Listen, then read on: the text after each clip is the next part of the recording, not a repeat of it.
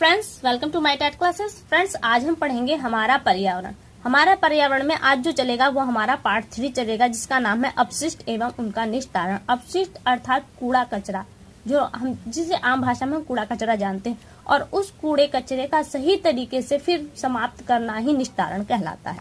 तो देखिए क्या है, हम अपने जीवन में हमेशा जो हमारा दैनिक जीवन क्रियाकलाप है, इससे बहुत सारे कचरा निकलता है, कूड़ा निकलता है।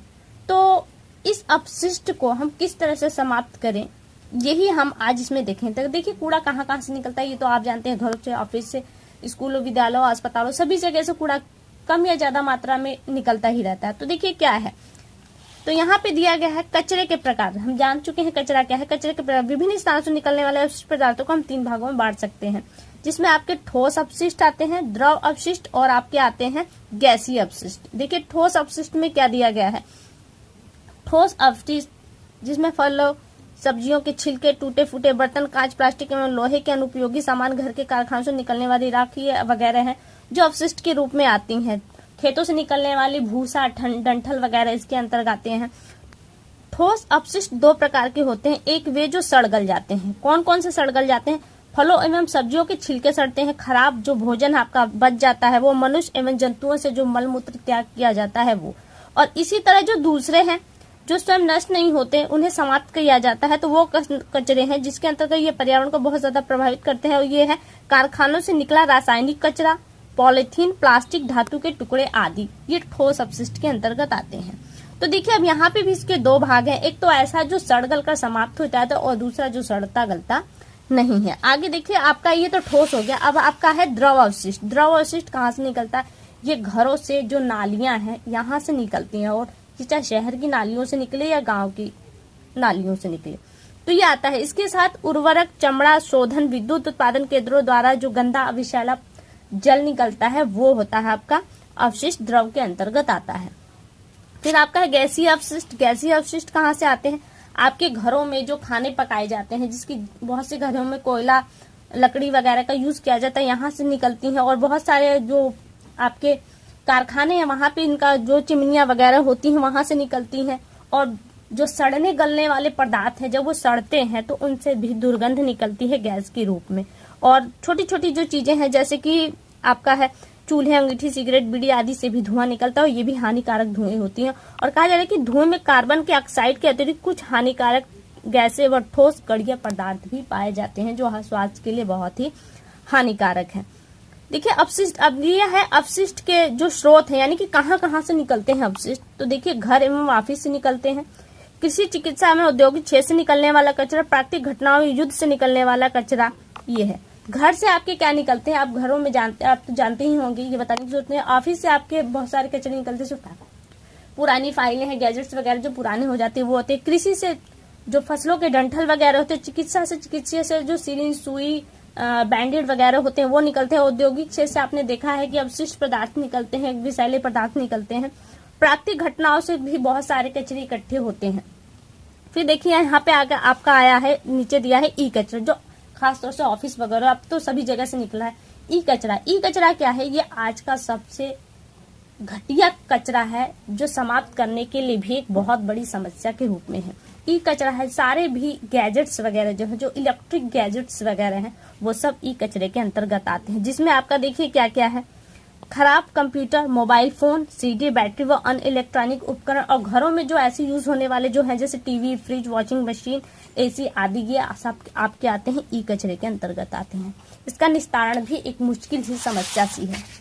आगे देखिए दिया है औद्योगिक क्षेत्र से निकलने वाले कचरे के अंतर्गत स्लाटर हाउस, यानी कि कसाई घर से जो गंदगी निकलती है, शराब की भट्टी, टेक्सटाइल, पेपर, स्टील मिल से निकलने वाला ठोस तथा तरल कचरा, तथा thermal power plant, nuclear plant से निकलने वाली राख, धुआं, गर्म पानी और रेडियोधर्मी पदार्थ औद्योगिक कचरे के रूप में है। इसी तरह से देखिए कृषि क्षेत्र से कौन कौन से, तो हमने कहा था पत्तियां, डालियां, भूसी, उर्वरक आदि कीटनाशक से ये जो उपयोग करते हैं उनसे भी हमारा प्रदूषण होता है। फिर कचरा यहाँ पे देखिए चिकित्सा क्षेत्र से जो कचरा निकलता है वो दिया है पट्टी, बैंडेड, खराब दवाएं, उपचार में उपयुक्त हुई सुई और सीरिंज आदि कचरे के रूप में निकलती हैं। फिर यहाँ पे एक छोटी सी तालिका है जो बच्चों के लिए दी गई है, और देखिए यहाँ पे दिया गया है अवशिष्ट संग्रह का, यानी कि जहाँ पे अवशिष्ट इकट्ठा हो जाए तो उससे भी बहुत ज्यादा प्रभाव पड़ता है। तो कहाँ पे, यहाँ पे देखिए यूपी में एक ये क्वेश्चन आया था, अब यूपी टीटी में जो हाल ही में बीता है वहां पे ये क्वेश्चन आया था कि भोपाल गैस त्रासदी में कौन सी गैस निकली थी, तो मिथेल आइसोसाइनेट गैस निकली थी। और ये जब भी हाल ही में जो बीता है उसी में हुआ था। ये दिसंबर 1984 में भोपाल गैस त्रासदी के नाम से इसे जाना जाता है। तो यहाँ बहुत से लाखों लोग इसके गैस के प्रभाव में आए थे, हजारों लोगों ने अपने प्राण को छोड़ने पड़े थे और इसका प्रभाव अभी भी वहां की जनता में देखने को मिलता है। जो लोग उस वक्त मौत से तो बच गए, लेकिन उन्हें इस तरह की बीमारियां हुई कि वो मौत के ही बराबर थी, जैसे कैंसर, सांस फूलना, सिरदर्द, अंगों का शून्य हो जाना वगैरह। देखिए दूसरा एग्जाम्पल देखिए, ये कचरा हमारे लिए कितना दुष्प्रभाव है, अगर हम इसका सही से निस्तारण न करते तो हमें क्या क्या हो सकता है।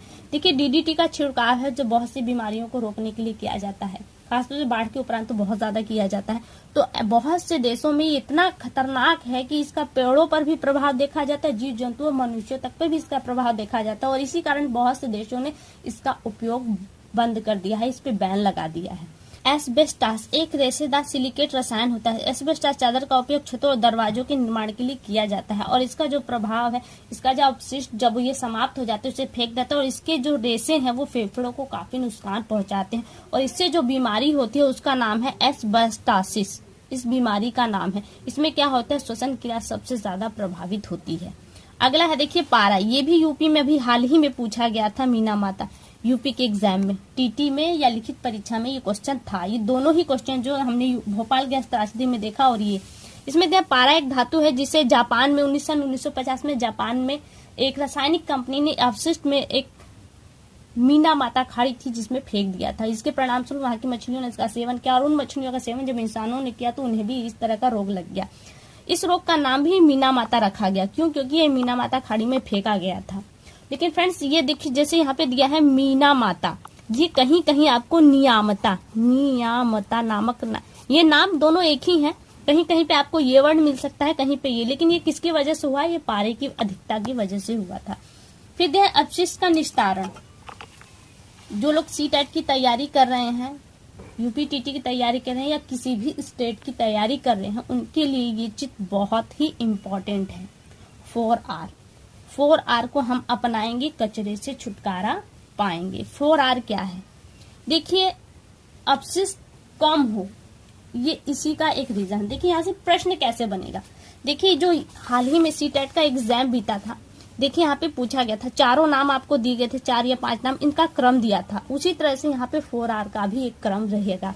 जिस तरह से आपने यहाँ पे एक क्रम का सही क्रम देखा, उसी तरह से यहाँ पे 4R का भी क्रम होगा, इसी तरह का क्वेश्चन बनेगा। तो 4R क्या है? उसका एक क्रम है, जैसे R1, R2, R3 and R4। ये क्रम आपका सही होना चाहिए। ये क्रम ही आपके लिए इम्पोर्टेंट है, क्योंकि पर्यावरण का एक पूरे सिलेबस के रूप में ही आपको 30 क्वेश्चन का दे दिया गया है। तो हम देखते हैं 4R क्या है। 4R जिसमें पहला R है हमारा रिफ्यूज, यानी कि ऐसी चीजें जो सड़ती गलती नहीं है जल्दी, जैसे कि प्लास्टिक है, प्लास्टिक के बोतल्स वगैरह हैं, तो क्या है, हम उनको पहले उनका इस्तेमाल नहीं करेंगे, यानी कि हम उनके इस्तेमाल पे मना करेंगे। इस्तेमाल नहीं करना, मना करना क्या है? रिफ्यूज होता है। अगर उसके बाद भी हमको जरूरत पड़ती है तो हमें इस्तेमाल करना पड़ेगा, तो आता है रिड्यूस, यानी कि हम यूज तो करेंगे लेकिन बहुत कम मात्रा में उसे यूज करेंगे। तीसरा है हमारा R3 रीयूज। हमने यूज किया लेकिन क्या करेंगे, हम उसे फेंकेंगे नहीं, वरन उसको बार बार उपयोग में लेंगे। जैसे हम आजकल का जमाना है लिखो फेंको, पेन हम खरीदते हैं, लिखते हैं, जैसे समाप्त होता है उसे फेंक देते हैं, वरन ऐसा नहीं करना चाहिए। हमको ऐसी चीज पेन का इस्तेमाल करना है जिसे हम पुनः दूसरी रिफिल लगा के यूज कर सके, तो यानी कि उसका पुनः उपयोग हो जाएगा। हम ये कचरा सड़ता गलता नहीं, इसलिए बहुत ज्यादा हानिकारक होता है, इसलिए यह कहा जा रहा है कि रीयूज यानी कि पुनः उपयोग करना चाहिए। फिर 4R दे है रिसाइकल, पुनः चक्रण करना। ये क्रम हिंदी वाले लोग हिंदी में और इंग्लिश वाले इंग्लिश में जरूर जानिए, ये क्रम एकदम इम्पोर्टेंट है, इस क्रम को आप बिल्कुल भी इधर उधर मत कीजिएगा। फिर क्या है रिसाइकिल, यानी कि पुनः चक्रण। कुछ चीजें ऐसी होती जिन्हें यूज करने के बाद वो हमारे काम लायक नहीं होती, लेकिन उसका फेंके न, वरन उसे कबाड़ी वाले को दे दे ताकि वो पुनः चक्रण उससे कर सके, फिर से उस चीज से नई चीज का बना सके। तो यहाँ पे आपका हो गया पुनः चक्रण। तो ये फिर से देखिए 4R क्या है?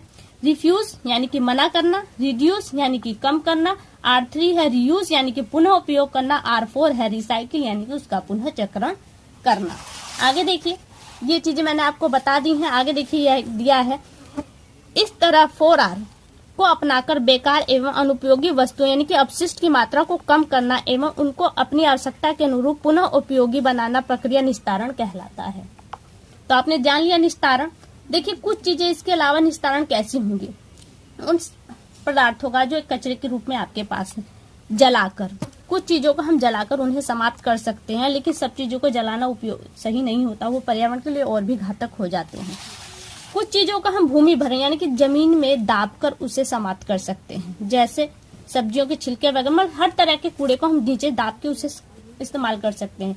और इसी में आपका आता है कंपोस्टिंग, यानी कि कुछ चीजें ऐसी होती है जिन्हें हम दाब दें तो वो पुनः एक खाद के रूप में हमें मिल जाती हैं, जैसे फलों एवं सब्जियों के छिलके, जानवरों के मलमूत्र, सूखी पत्तियां एवं डालियां आदि गड्ढों में दबाकर मिट्टी से ढक दिया जाए तो ये अपशिष्ट 2-3 महीने बाद गलकर पुनः खाद के रूप में हमें प्राप्त हो जाते हैं।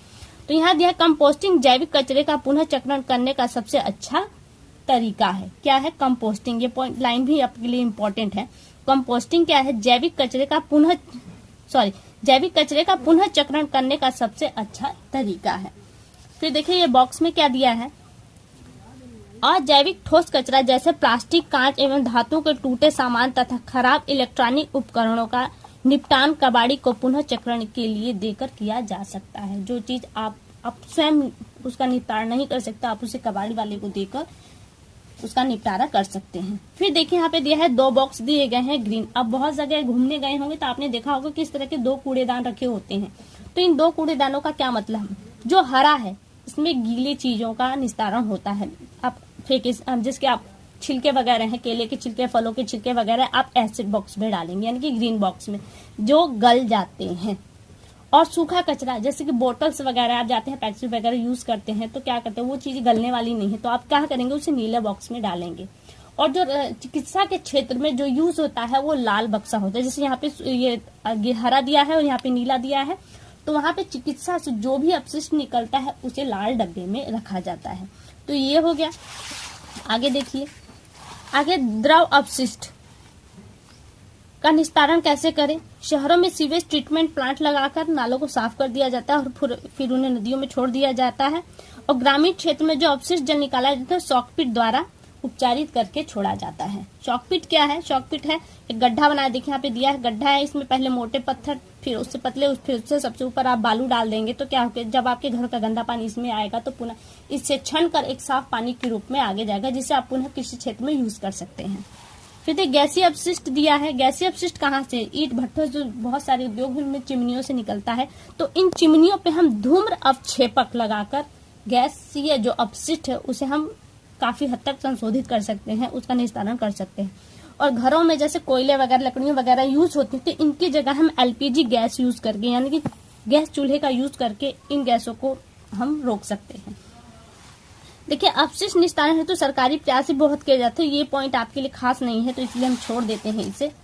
आगे देखिए प्रश्न उत्तर है वो आपके लिए नहीं है, सही गलत है ये तो देख लेते हैं।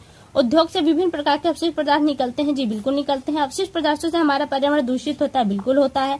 अवशिष्ट पदार्थ ठोस, द्रव और गैस के रूप में है, तो तीनों ही रूप में आपके अवशिष्ट पदार्थ पाए जाते हैं। आगे देखिए, आगे देखिए घरेलू कूड़े कचरे का निस्तारण आज प्रदूषण की समस्या नहीं है, प्रदूषण की समस्या आज भी है, इतने निस्तारण के बावजूद भी। प्लास्टिक एवं पॉलिथीन आसानी से सड़ती है, आप प्लास्टिक और पॉलिथीन आसानी से नहीं सड़ती, इसीलिए इसका उपयोग पर बैन लगाया जाता है कि आप कम यूज करें और पुनः उपयोग करें और रिचक्रण के लिए उसे बेच दें। फिर देखिए बायोगैस। बायोगैस कहाँ से? जैविक जो अपशिष्ट है इससे आपको बायोगैस प्राप्त होती है। कंपोस्ट खाद क्या है? फलों सब्जियों के छिलके, सूखी पत्तियों को आप जमीन में जब ढक देंगे तो कंपोस्ट खाद के रूप में 2-3 महीने बाद आप उन्हें यूज कर सकते हैं। गैसीय अपशिष्ट, धुआं आपका गैसीय अपशिष्ट के रूप में है। जल निकास तंत्र में बाधा, जो पॉलीथीन वगैरह से है वो नालियों में फंस जाती है जिसकी वजह से जल का बाहर थोड़ा मुश्किल हो जाता है निकलना। अपशिष्ट से पुनः उपयोगी सामान बनाना क्या कहलाता है? पुनः चक्रण कहलाता है। तो फ्रेंड्स ये टॉपिक यहीं पे समाप्त होता है। अगला टॉपिक जो आपका है जल, इसे हम अगली वीडियो में देखेंगे।